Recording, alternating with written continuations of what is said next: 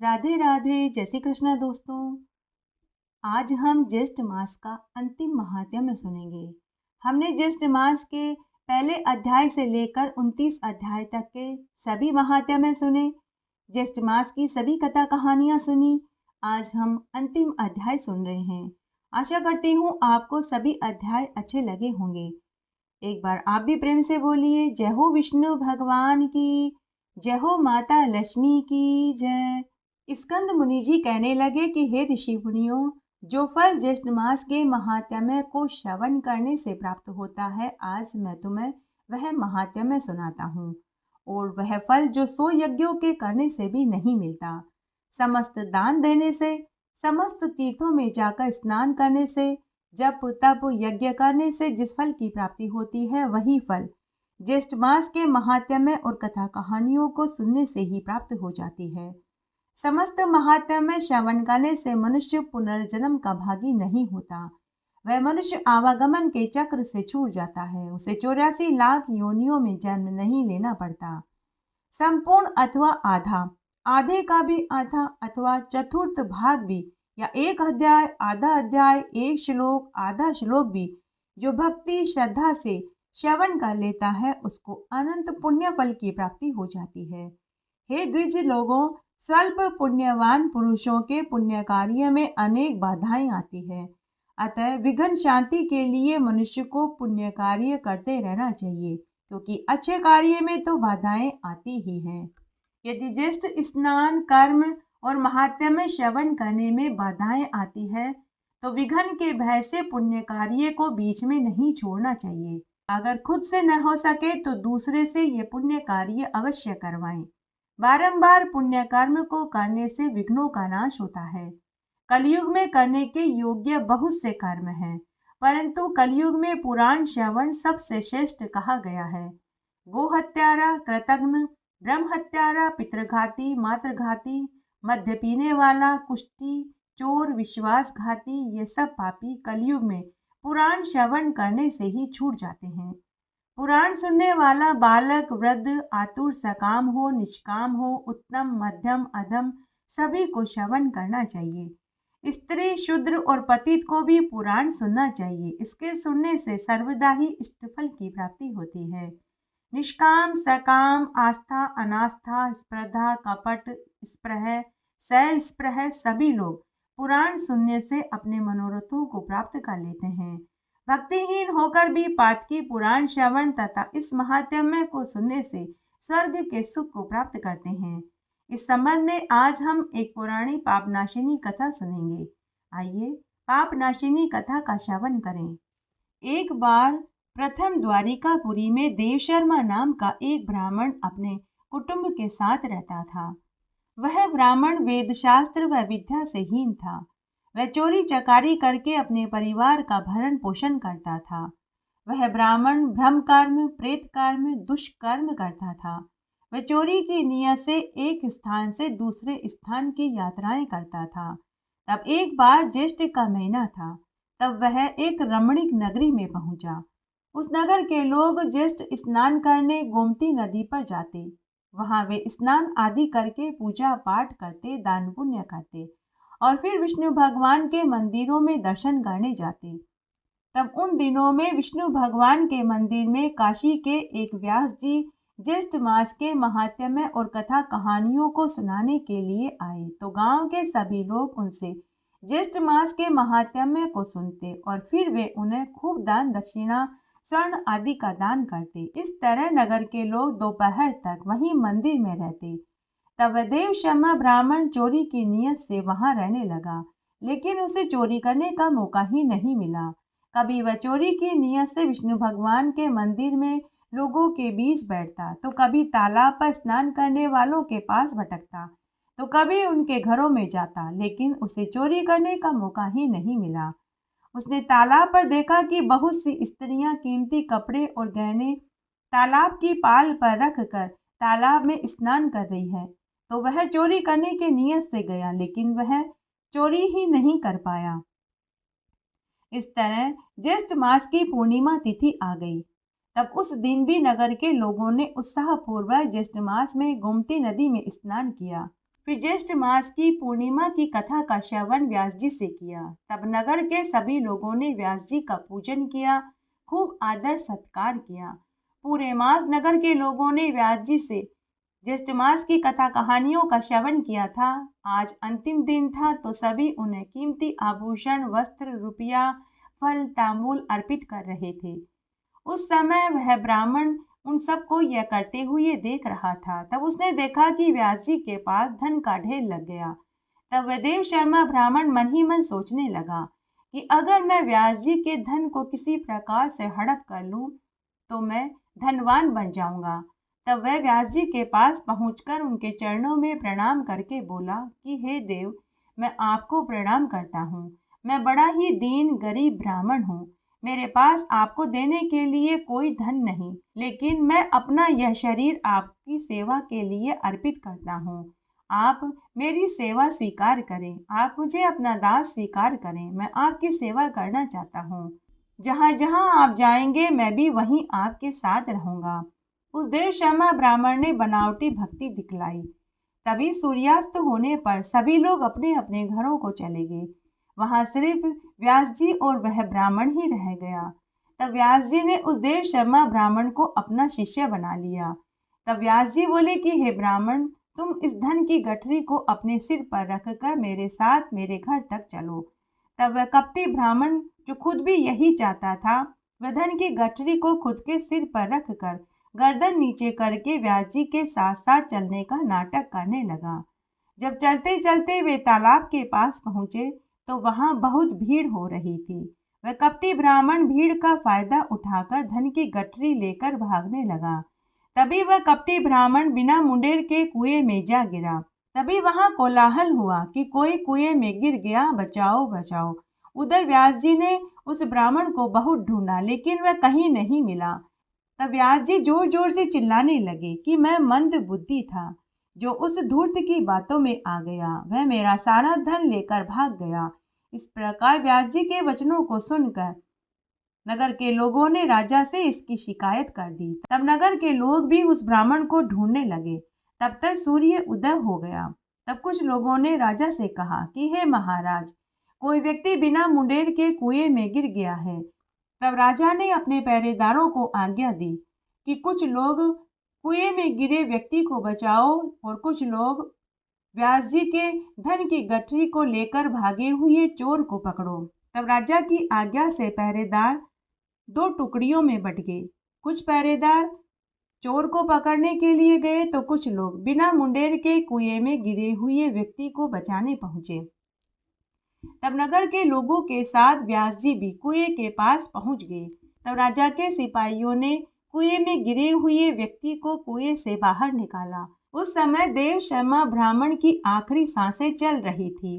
तब उस देव शर्मा ब्राह्मण ने धन की गठरी व्यास जी के चरणों में रख दी और अपनी गलती की क्षमा मांगने लगा।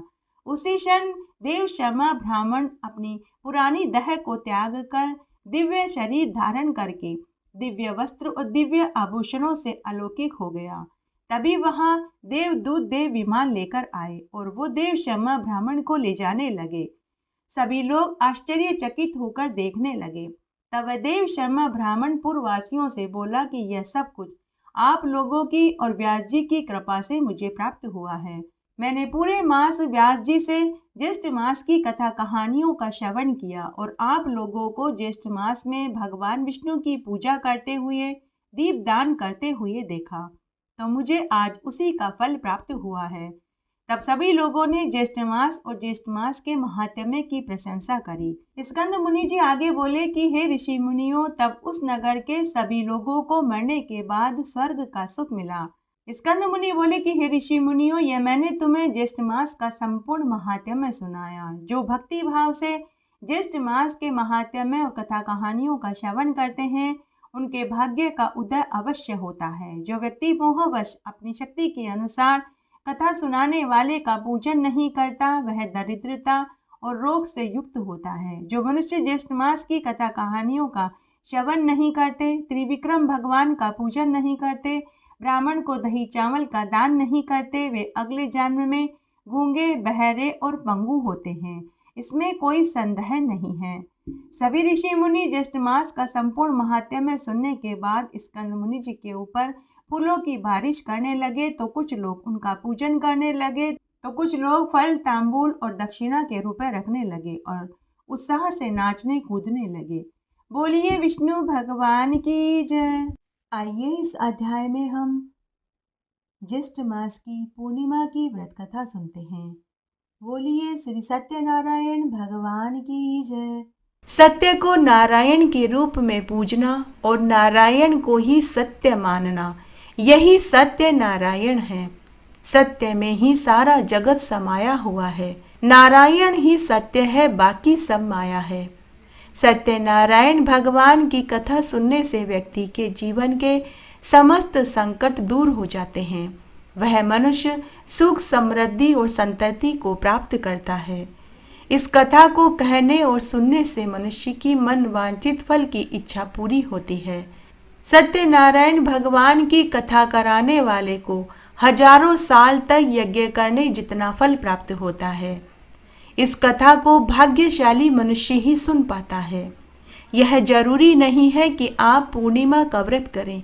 अगर आप स्नान आदि से निवृत्त होकर सत्यनारायण भगवान के सामने घी का दीपक अगरबत्ती करके इस कथा को सुनेंगे तो भी आपको कथा सुनने का संपूर्ण फल प्राप्त होगा। विधिवत रूप से व्रत रखने, कथा सुनने से व्यक्ति के जीवन के सभी संकट दूर हो जाते हैं। सत्यनारायण भगवान की पूजा में केले के पत्ते, नारियल, पंचफल, पंचामृत, पंचगव्य, सुपारी, पान, तिल, रोली, मोली, कुमकुम और तुलसी की जरूरत पड़ती है। प्रसाद में फल, मिष्टान और आटे की पंजरी भगवान को अर्पित करके वही प्रसाद भक्त जनों में बांटा जाता है। उसके बाद एक समय शाकाहारी भोजन करते हैं, मंदिरों में सीधा भिजवाते हैं और रात्रि जागरण में समय बिताते हैं। जो मनुष्य इस तरह से करते हैं उनको भगवान सत्यदेव की कृपा बरसने लग जाती है। पूर्णिमा के दिन भजन, कीर्तन, नृत्य गान करके समय बिताने वाले को मृत्यु के बाद मोक्ष की ही प्राप्ति होती है। आइए अब हम श्री सत्यनारायण भगवान की संपूर्ण कथा का श्रवण करते हैं। जय हो श्री सत्यनारायण भगवान की जय। जय हो श्री लक्ष्मी नारायण भगवान की जय। पहला अध्याय। एक समय नैमिषारण्य तीर्थ में सोनकादि 88,000 ऋषियों ने श्री सूत जी से पूछा कि हे प्रभु, इस कलयुग में वेद विद्या रहित मनुष्यों को प्रभु भक्ति किस प्रकार मिलेगी तथा उनका उद्धार कैसे होगा। इसलिए हे मुनि श्रेष्ठ, कोई ऐसा तप कहिए जिससे थोड़े समय में पुण्य प्राप्त होवे तथा मन वांछित फल मिले। वह कथा सुनने की हमारी बहुत इच्छा है। सर्वशास्त्र ज्ञाता श्री सूत जी बोले कि हे वैष्णवों में पूज्य, आप सब ने सर्व प्राणियों के हित की बात पूछी है। अब मैं उस श्रेष्ठ व्रत को आप लोगों से कहूँगा जिस व्रत को नारद मुनि ने श्री लक्ष्मी नारायण भगवान से पूछा था। एक समय योगीराज नारद जी दूसरों के हित की इच्छा से अनेक लोकों में घूमते हुए मृत्युलोक में गए। वहां बहुत योनियों में जन्मे हुए सभी मनुष्यों को अपने अपने कर्मों के द्वारा अनेक दुखों से पीड़ित देखकर वे सोचने लगे कि किस यत्न के करने से इनके दुखों का नाश हो सकेगा। ऐसा मन में सोचकर नारद मुनि विष्णुलोक में गए। वहां श्वेत वर्ण 4 भुजाओं वाले देवों के ईश नारायण को, जिनके हाथों में शंख, चक्र, गदा और पद्म थे तथा वरमाला पहने हुए थे, नारद मुनि देखकर स्तुति करने लगे और बोले कि हे ईश्वर, आप अत्यंत शक्ति से संपन्न हैं। मन तथा वाणी भी आपको नहीं पा सकती। आपका आदि, मध्य और अंत नहीं। निर्गुण स्वरूप सृष्टि के कारण भूत और भक्तों के दुखों को नष्ट करने वाले हो। आपको मेरा नमस्कार है। नारद मुनि से इस प्रकार की स्तुति सुनकर विष्णु भगवान बोले कि हे नारद मुनि, आपके मन में क्या है? आपका यहाँ किस काम के लिए आगमन हुआ है? निसंकोच होकर कहो। तब नारद मुनि बोले कि हे प्रभु, मृत्युलोक में सभी मनुष्य जो अनेक योनियों में पैदा हुए हैं, अपने अपने कर्मों के द्वारा अनेक प्रकार के दुखों से दुखी हो रहे हैं। हे नाथ, अगर आप मुझ पर दया रखते हो तो बतलाइए कि उन मनुष्यों के सभी दुख थोड़े से ही प्रयत्न से कैसे दूर हो सकते हैं। तब भगवान बोले कि हे नारद मुनि, मनुष्य की भलाई के लिए तुमने बहुत अच्छी बात पूछी है। जिस काम के करने से मनुष्य मोह से छूट जाता है वह मैं तुमसे कहता हूँ, तुम ध्यान से सुनो। बहुत पुण्य देने वाला स्वर्ग तथा मनुष्य लोक दोनों में दुर्लभ एक उत्तम व्रत है। आज मैं प्रेमवश होकर तुमसे कहता हूँ। सत्यनारायण भगवान का यह व्रत अच्छी तरह विधान पूर्वक करके मनुष्य इस लोक के समस्त सुखों को भोग कर मरने पर मोक्ष को पाता है। श्री भगवान के वचन सुनकर नारद मुनि बोले कि हे प्रभु, उस व्रत का क्या फल है, क्या विधान है, किसने यह व्रत किया, किस दिन यह व्रत करना चाहिए, कृपा करके आप हमें विस्तार से कहिए। तब भगवान बोले कि दुख शोक आदि को दूर करने वाला, धन धान्य को बढ़ाने वाला, सौभाग्य तथा संतान को देने वाला यह व्रत सब स्थानों पर विजयी करने वाला है। भक्ति और श्रद्धा के साथ पूर्णिमा के दिन से सत्यनारायण भगवान के शाम के समय ब्राह्मणों बंधुओं के साथ धर्म परायण होकर पूजा करें। भक्ति भाव से नैवेद्य, केले का फल, घी, दूध, गेहूं का चूर्ण ये सभी सामान सवाया लेवे। गेहूं के अभाव में साठी का चूर्ण, शक्कर और गुड़ भी ले सकता है। सभी भक्षण योग्य पदार्थ भगवान को अर्पण कर देवे और बंधु बांधुओं सहित ब्राह्मणों को भोजन करावे। उसके बाद सम भोजन करे, नृत्य गीत आदि का आचरण करके श्री सत्यनारायण भगवान का स्मरण करता हुआ समय व्यतीत करे। इस तरह व्रत करने पर मनुष्य की इच्छा अवश्य पूरी होती है। विशेषकर कली काल में भूमि पर यही मोक्ष का सबसे सरल उपाय है। जय हो श्री सत्यनारायण भगवान की जय। सूत जी बोले कि हे ऋषि मुनियों, जिसने पहले समय में इस व्रत को किया मैं उसका सारा वृतांत कहता हूँ, तुम ध्यान से सुनो। सुंदर काशीपुरी नगरी में एक अति निर्धन ब्राह्मण रहता था। वह भूख और प्यास से बेचैन हुआ नित्य ही पृथ्वी पर घूमा करता था। ब्राह्मणों से प्रेम करने वाले भगवान ने ब्राह्मण को दुखी देखकर बूढ़े ब्राह्मण का रूप धारण करके उसके पास गए और आदर के साथ पूछने लगे कि हे विप्र, नित्य दुखी हुआ पृथ्वी पर क्यों घूमता है? हे श्रेष्ठ ब्राह्मण, यह सब मुझसे कहो, मैं सुनना चाहता हूँ। तब वह ब्राह्मण बोला कि हे भगवान, यदि आप इसका उपाय जानते हो तो कृपा करके कहो। वृद्ध ब्राह्मण वेश में भगवान बोले कि सत्यनारायण भगवान मनवांछित फल को देने वाले हैं, इसलिए हे ब्राह्मण तू उनका पूजन कर, जिसका पूजन करने से मनुष्य सभी दुखों से छूट जाता है। ब्राह्मण को व्रत का सारा विधान बतलाकर बूढ़े ब्राह्मण का रूप धारण करने वाले सत्यनारायण भगवान अंतर्ध्यान हो गए। जिस व्रत को वृद्ध ब्राह्मण ने बतलाया मैं उसको करूंगा, यह निश्चय करने पर उस ब्राह्मण को रात्रि में नींद भी नहीं आई।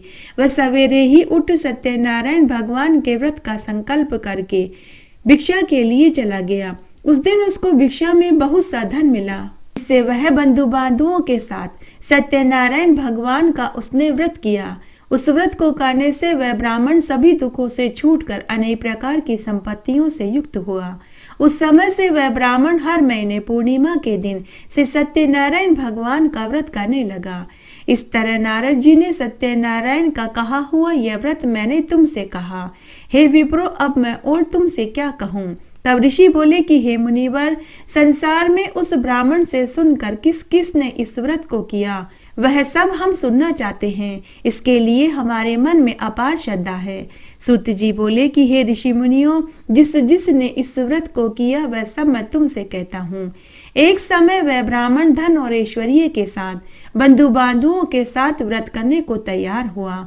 उसी समय एक लकड़ी बेचने वाला बूढ़ा आदमी आया। बाहर लकड़ियों को रख कर ब्राह्मण के मकान में गया। प्यास से दुखी लकड़हारा उनको व्रत करते हुए देखकर नमस्कार करके कहने लगा कि आप ये क्या कर रहे हो? इसको करने से क्या फल मिलता है? कृपा करके मुझसे कहो। ब्राह्मण ने कहा कि सब मनोकामनाओं को पूरा करने वाला यह सत्यनारायण भगवान का व्रत है। इसकी ही कृपा से मेरे यहाँ धन धान्य की प्राप्ति हुई है। ब्राह्मण से व्रत के बारे में जानकर लकड़हारा बहुत प्रसन्न हुआ। चरणामत लेकर प्रसाद खाने के बाद वह घर आया। लकड़हारे ने मन में संकल्प किया कि आज गांव में लकड़ी बेचने से जो धन मिलेगा मैं उसी से श्री सत्यनारायण भगवान का उत्तम व्रत करूंगा। यह मन में विचार कर वह बूढ़ा लकड़हारा लकड़ियां अपने सिर पर रख कर जिस नगर में धनवान लोग रहते थे वह ऐसे सुंदर नगर में गया। उस रोज उसे उन लकड़ियों का दाम पहले दिनों से चौगुना मिला। तब वह बूढ़ा लकड़हारा दाम ले अति प्रसन्न होकर पक्के केले की फली, शक्कर, घी, दूध, दही, गेहूं का चूरन, भगवान की सभी सामग्रियां लेकर अपने घर आया। फिर उसने अपने बंधु बांधुओं को बुलाकर भगवान का पूजन किया, व्रत किया और आरती करी।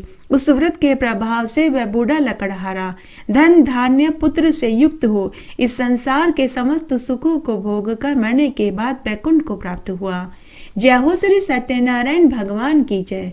तीसरा अध्याय। सूत जी कहने लगे कि हे श्रेष्ठ मुनियों, अब आगे की कथा सुनो। पहले समय में उल्कामुख नाम का एक बुद्धिमान राजा था।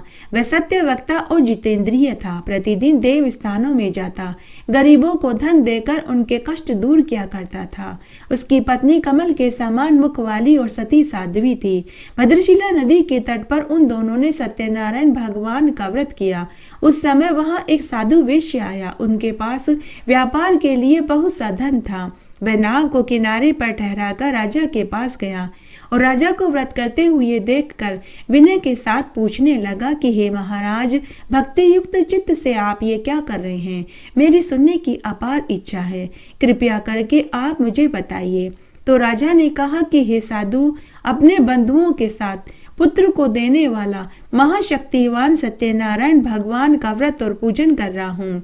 राजा की वचन सुनकर साधु ने कहा कि हे महाराज, मुझसे इस व्रत का पूरा विधान कहिए। मैं भी आपके कथनानुसार इस व्रत को करूंगा। मेरी भी कोई संतान नहीं है और निश्चय ही इस व्रत को करने से मुझे भी संतान सुख की प्राप्ति होगी। राजा से व्रत का सारा विधान सुनकर व्यापार से निवृत्त हो वह आनंद के साथ अपने घर आया। साधु ने अपनी स्त्री को संतान देने वाले व्रत का समाचार सुनाया और कहा कि जब मेरे संतान होगी तब मैं इस व्रत को करूंगा।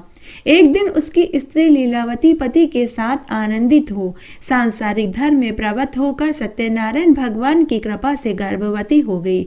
10वें महीने में उसने एक सुंदर कन्या को जन्म दिया। दिनों दिन वह कन्या इस तरह बढ़ने लगी जैसे शुक्ल पक्ष का चंद्रमा बढ़ता है। कन्या का नाम कलावती रखा गया।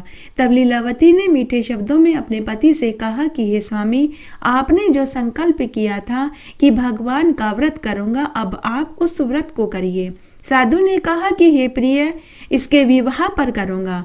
इस प्रकार अपनी पत्नी को आश्वासन देकर वह नगर को गया।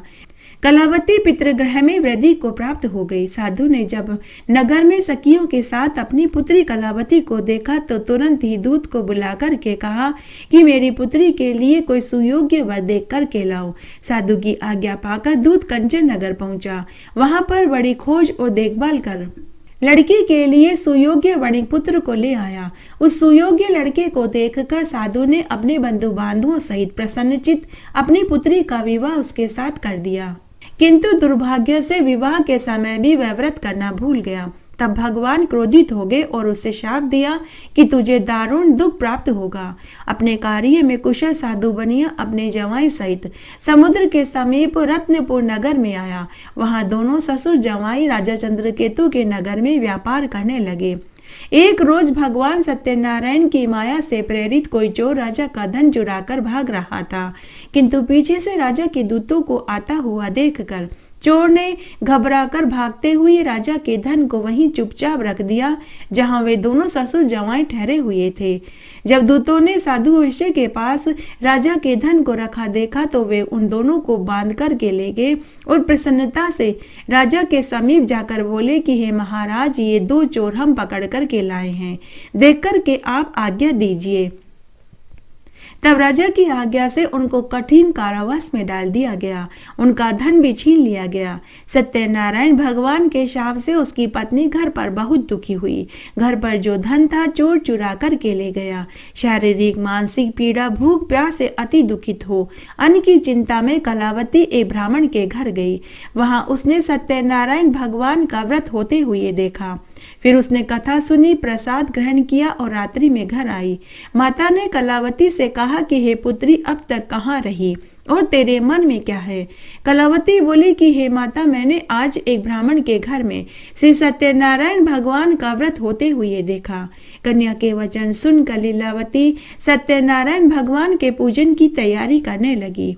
लीलावती ने अपने परिवार और बंधुओं सहित श्री सत्यनारायण भगवान का पूजन किया और ये वर मांगा कि मेरे पति और दामाद शीघ्र ही घर आ जावें। साथ ही प्रार्थना करी कि हे प्रभु, हम सबका अपराध क्षमा करो। श्री सत्यनारायण भगवान इस व्रत से संतुष्ट हो गए और उधर राजा चंद्रकेतु को स्वप्न में दर्शन देकर कहा कि हे राजन, दोनों वेश्यों को प्रातः ही छोड़ दो और उनका सब धन जो तुमने ग्रहण किया है उन्हें वापस दे दो, नहीं तो तुम्हारा धन, राज्य, पुत्र सब नष्ट कर दूंगा। राजा से ऐसे वचन कहकर भगवान अंतर्ध्यान हो गए। प्रातःकाल राजा चंद्रकेतु ने सभा में अपना स्वप्न सुनाया। फिर दोनों वणिक पुत्रों को केस से मुक्त कर सभा में बुलाया। दोनों ने आते ही राजा को प्रणाम किया।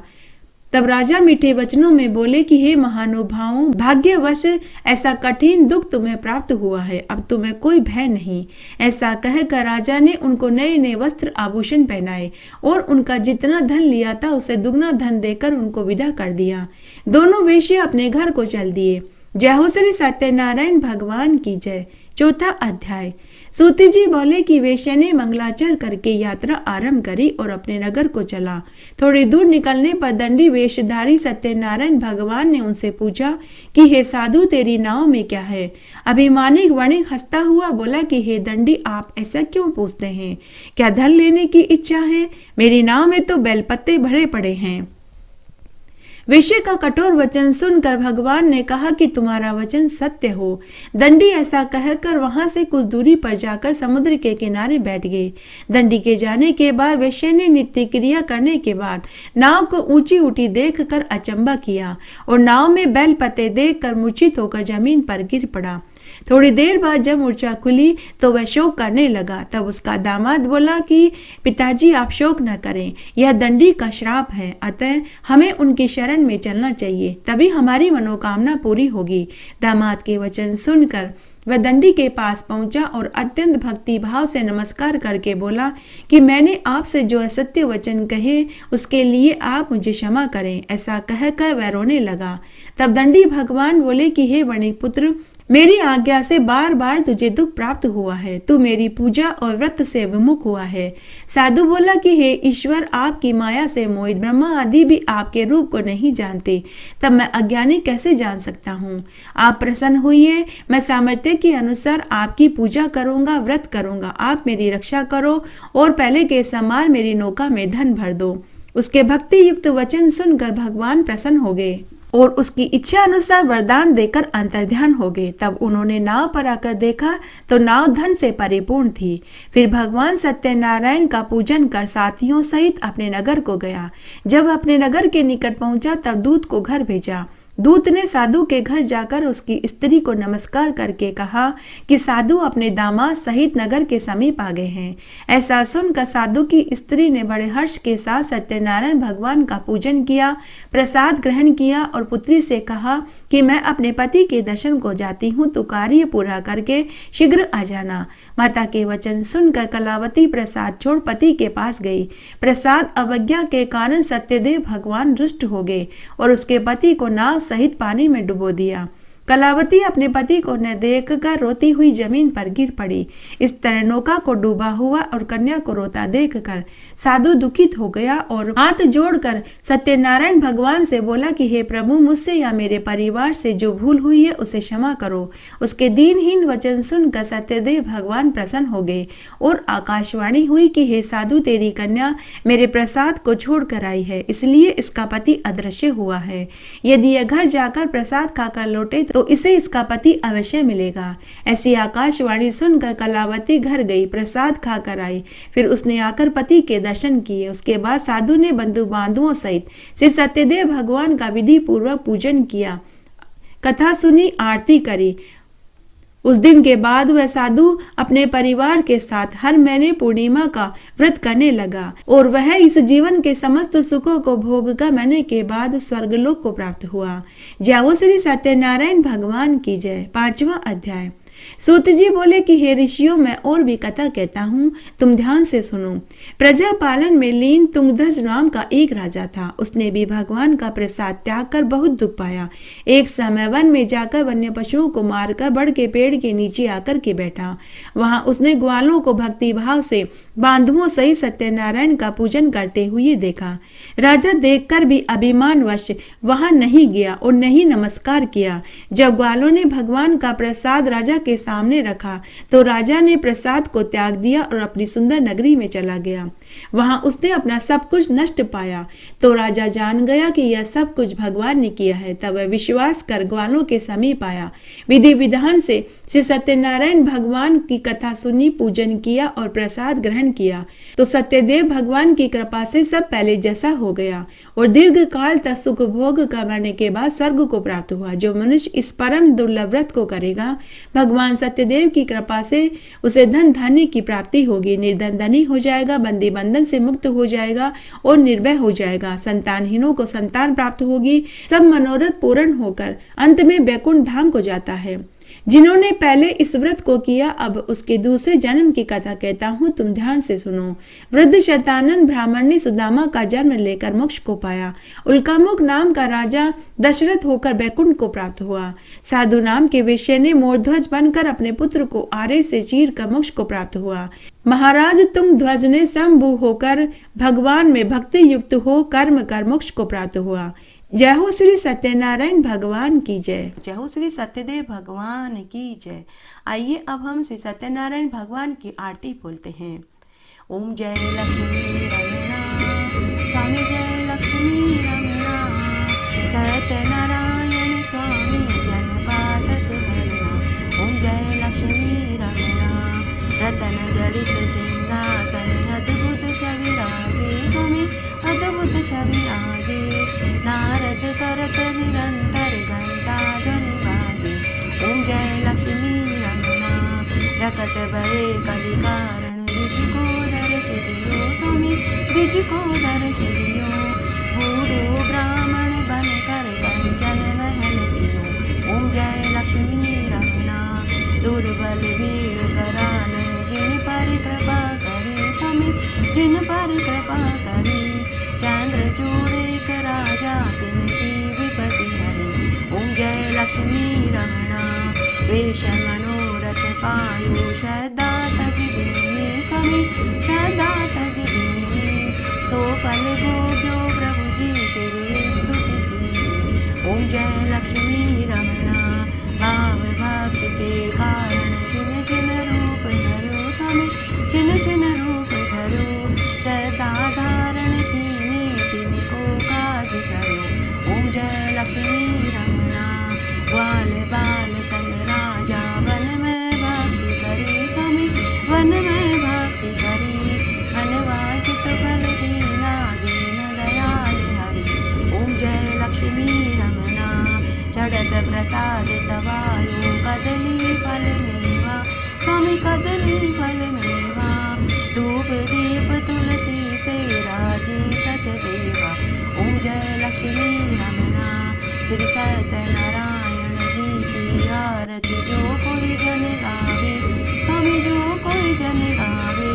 कहत शिवानंद स्वामी अनवांछित फल पावे। ओम जय लक्ष्मी रमणा, ओम जय लक्ष्मी रमणा, स्वामी जय लक्ष्मी रमणा। सत्यनारायण स्वामी जन पाठक हरणा। ओम जय लक्ष्मी रमणा। जय श्री सत्यनारायण भगवान की जय।